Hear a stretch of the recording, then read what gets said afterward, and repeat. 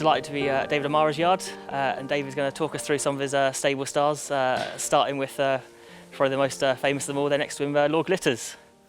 Yeah, he's had a good winter. He's been in Dubai for the winter. He's won the Jebel Hatta out there and the Singspiel, and ran well enough in the all-weather finals, the Dubai Turf and World Cup night. Probably didn't get the best passage through the race, but he's ran fine, and since then he's come back and ran well in the Lock-Inch, so still going strong. Yeah, he's 8 years old now, but you think he's as good as ever based on what he's shown. He's certainly started the season in top form.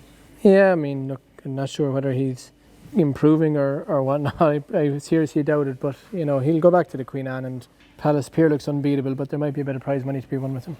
And he showed last season that he also stays 10 furlongs as well, so you'll be looking at 10 furlong races later in the season as well. Yeah, he was running over 9 obviously in Dubai, and 10 last year at York. I think he won over 10, wasn't it?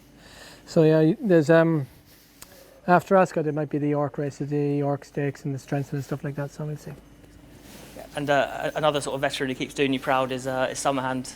Yeah, again another horse that's had a great winter. The plan really was to keep him going for the all-weather finals sprint, so we qualified him for that, and then the Camage a week before it looked like it was a race that could be suitable, so we ran him in that. He didn't win it, he finished 4th or 5th.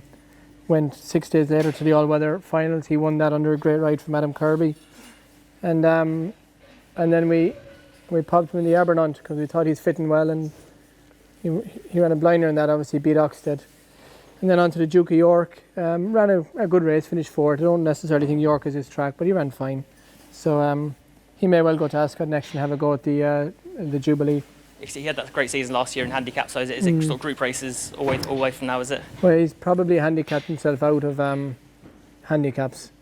I mean, he got beat a nose in the Wokingham last year, won at Ponty, and then won the Stewards Cup, so he's probably, maybe 5 or 6 pounds below a Jubilee, but he's in good form, and I think it's worth taking a chance. We'll move on to an up-and-coming, exciting type. Twilight Spinner was very impressive at Haydock on Friday. She was, yeah. It's only the 3rd run of her life. She had a nice run at Ponty. She didn't get the clearest of runs that day. And then won her maiden at Ripon, where she had a lot of work to do on her side and did it well. And then we pitched her in the Cecil Frail on very, very soft ground. Not sure whether she'd handle it or not, and she won it by 6.5 lengths very impressively. So she's not in the Commonwealth Cup. We'll have to consider supplementing her. And when she won at Ripon, she was very impressive.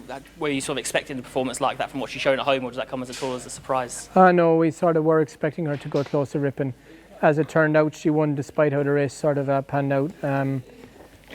The field split, and the horses that she had to beat were the far side, so she ended up having a lot of work to do on her own, and I think she might have beat her side in the end, maybe 12 or 15 lengths or something. So what she achieved that day probably suggested that she was up to pattern company.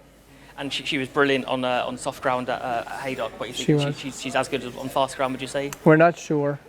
We were uncertain whether to run her on the very soft at Haydock, just because it was so early in her career, and we're not sure whether she would like it or not. Her mother Spinatrix loved it, but the fillies we were taking on all had a bit of soft ground form each, so it's not like we were taking on horses that we were uncertain whether they'd handle the ground or not. They all looked like they'd be fine in it, and we weren't sure. It was great that she did handle it. Whether she's reliant on it, I'd seriously doubt. I think she'd be fine in anything. Another filly who's done really well for you, Agincourt, second last year.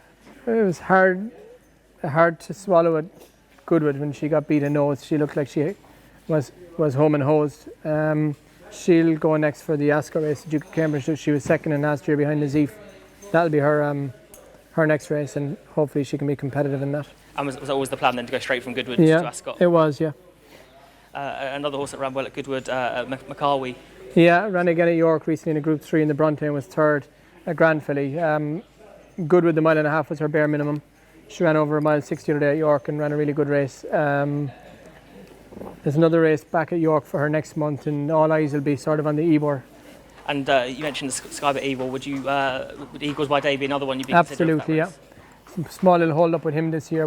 He's had a splint, which has irritated him a little bit on and off.